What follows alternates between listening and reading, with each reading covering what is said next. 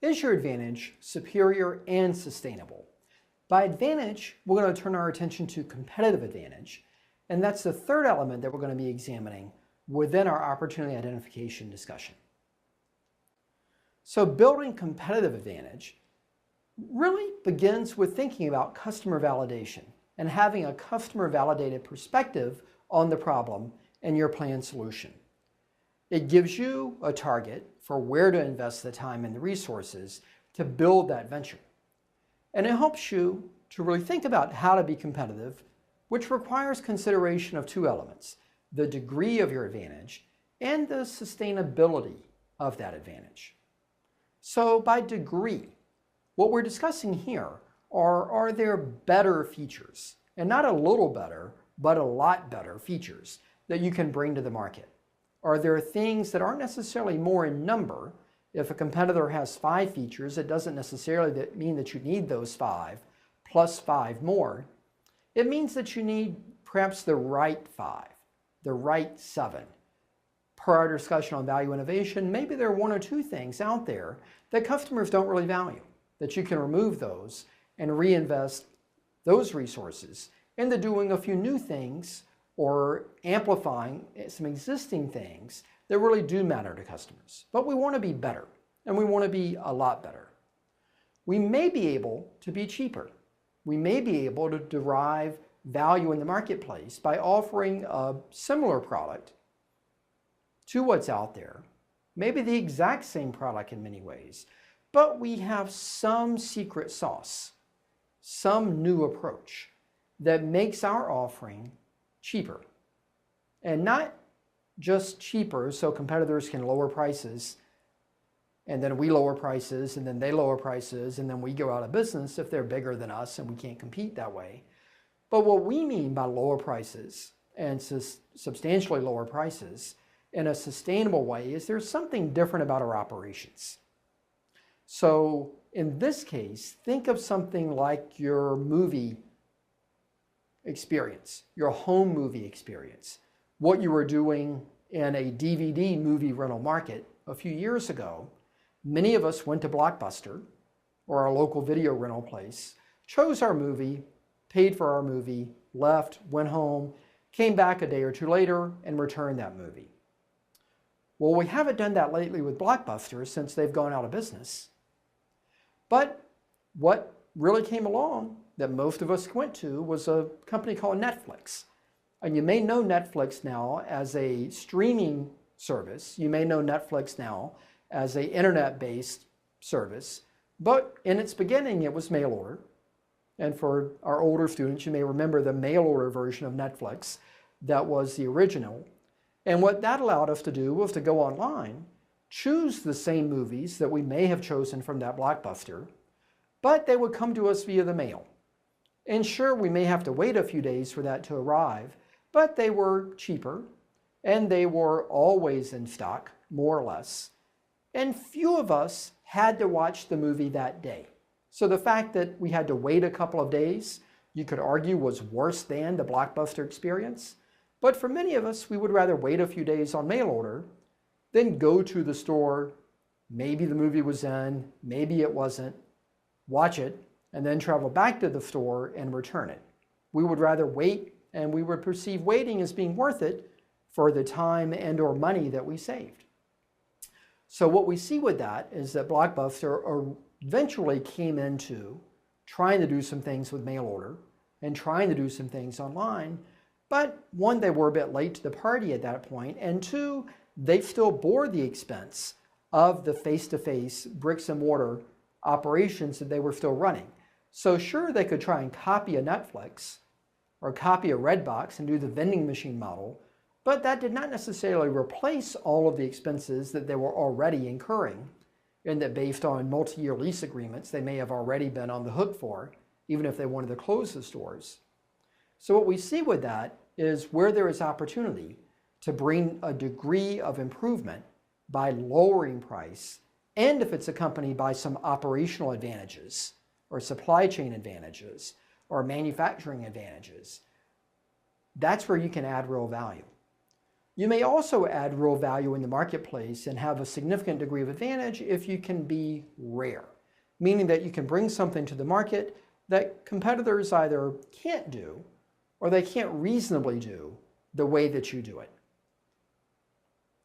We also want to talk about the sustainability of your advantage. With sustainability, what we're talking about here is how difficult is it for somebody to copy what you're doing? What's the likelihood of that? How easily can a competitor come along and observe what you're doing, learn from you, see your success in the marketplace, and decide that they want to apply their resources or their know-how or their relationships to try and replicate your success? Or maybe it's that next startup. It's that startup that came after Netflix, that saw their success, that tried to replicate what they were doing. Well, in that context, you want to think about, as you enter the market, are there things that you can do to make your product difficult to copy? Now, maybe it's the intellectual property, maybe it's the patents and things of that you can develop, or it may be building that strong brand that resonates, that really takes hold in the marketplace. It may be relationships that you can develop. It may be exclusivity agreements that you can sign with people that are selling your product or supplying you with parts of that product. There are a variety of different ways that you can work to build some entry barriers that make it difficult for those to come later and compete against you. We also want to think about sources of competitive advantage. There's degree and there's sustainability, and then the application of that is in some way influenced by how are you going to derive that advantage in the first place. One is specialization. What we see with specialization is an opportunity to be not like everyone else. So I see a lot of students today with concepts around subscription boxes. So what I mean by that, if you're familiar with NatureBox, if you're familiar with the Dollar Shave Club, these are models by which you as an individual will go online. You'll pay a fixed fee per month, maybe $20, maybe $40 per month, and you get an automatic mailing, typically monthly, with a box of product that you have signed up for. You've subscribed to that product. What it means for the individuals that are providing that product is it's a great revenue model that if they can get a customer to check the box once and enter their credit card number, they know that every month until that customer cancels, they're going to have new product that they can expect. They're going to have new revenues they're going to generate each and every month forever for every customer that comes on board. They can either build original product, kind of being able to forecast demand. They can either make agreements with their suppliers based on having this demand. They can develop a number of distribution agreements to bring products in. And we see this not only in food and shaving, but we see it in cosmetics. We see it in apparel. We see it in wine. We see it in educational products and craft products for kids. A recent article that I read, while I thought there were perhaps 100 box companies out there, instead informed me that there were almost 600 subscription box companies that are out there. So when I see a student comes along that wants to do the 601st company that does this, it doesn't really excite me. It's not something I necessarily see great opportunity to build a competitive advantage. What does excite me is a company called Cratejoy. Cratejoy does not compete to try and be 601 in the subscription box market. Cratejoy is one of the few companies that has made the choice of let's build the tool, let's build the platform, let's build the picks and the shovels that the gold miners need. So in that context, what Cratejoy does is they started a subscription e-commerce enabling business. They started a software company in the summer of 2013 that allowed individuals that want to be the subscription company, that want to be the provider of that subscription service, to use their software and use their platform to build out their site, to manage their inventory, to take care of their payments, and have a fully integrated service for a monthly fee that all the 600 companies that are out there and all the many hundreds to come can use as their preferred software provider for the tool. That's something that makes a lot of sense to me. It started with two individuals, both with some technology expertise. They applied and were accepted in the Y Combinator in Austin. So they went into a summer program to really build out the concept.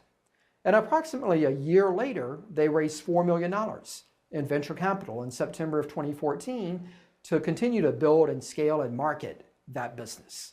Again, not trying to be 601, but trying to specialize, trying to do something that they saw an opportunity for that really wasn't being done well yet. Localization is another opportunity to be competitively different and to build that competitive advantage. We see this in some cases in international markets where there's a domestic product that's doing well. And the example here would be Spotify in the US that's serving up music. An all-you-can-eat model is fixed dollar value you pay per month. And you can stream music and download music and things of that nature for a fixed fee. Well, what we've seen abroad in Taiwan is a competitor in KKBox that has differentiated from Spotify. They may have a lot of the popular music that Spotify has, but they further differentiated that by trying to sign local music labels and entering some agreements and some exclusivity agreements that provide this company unique access and a unique stock, a unique catalog of content and music for their local market to be able to anticipate, to be able to provide, to be able to serve individuals in their home country in a bigger and better way than a Spotify could. So in that context, it's specialization to an extent, but even more so, it's a localization strategy. A third source of competitive advantage is the team itself. Now, if you're already successful, if you're a Google, if you're a Microsoft, you can already recruit great talent and great executives. But what I'm talking about here is as the startup, as you're looking for your co-founders, as you're looking for your first or second employee, look for great people. Look for people that are excellent at what they do. And what you can expect is a greater likelihood of having excellent products in an excellent company if you start with an excellent team. So if I were to start an automotive company, an electric automotive company, I'd like to start with a CTO, a chief technologist, that had done great things before, that had built and scaled electric aircraft platform companies before, that understands electrics, that understands aerodynamics, and understands how to build a competent technology team. I'd like a chief financial officer that knows numbers, that understands money, that understands the automotive industry, that had been the CFO of Ford of Southern Africa, which is a $3 billion operation in and of itself. I'd like a chief designer that knows design, that has won countless awards, that has demonstrated they can design great product that people will buy in automotives. Perhaps the past director of design for Mazda's North American Design Center, one of the global centers of excellence for automotive design. Somebody that has design experience with General Motors and with Volkswagen. I'd like somebody that can build cars. I'd like somebody that has been a past production lead with Lexus, Toyota, Volvo, Renault. Someone that knows how to build 350 cars per year. I'd like somebody that understands how to buy things. Someone that understands supply chain. Somebody that was the chief purchasing officer for Sony Ericsson that can operate at a global scale. And I want my company to be fun. I want my company to be somewhere that individuals can come and enjoy what they do, and enjoy their work, and enjoy the company culture that we can build. And what better place to recruit such a person than somebody that was the director of staffing operations for Google that was responsible for growing them from their early days up into 2009, where they had tens of thousands of employees. So Tesla doesn't only build great cars, they build great teams. And they built a great team in the beginning that enabled them and improved their success of building great cars in a great company. So in summary, we want to think about competitive advantage by two facets: the degree of the sustainability. Can we do something that is a lot better, or a lot cheaper, or a lot rarer than what's out there? Can we build something that's sustainable, that's difficult to copy? And can we find sources of advantage, either independently or in combination, such as specialization, localization, building a great team, or other factors that are going to enable us to have success with our venture and enable us to tee ourselves up where we can be sustainably advantageous with a significant degree of advantage when we introduce ourselves into the market.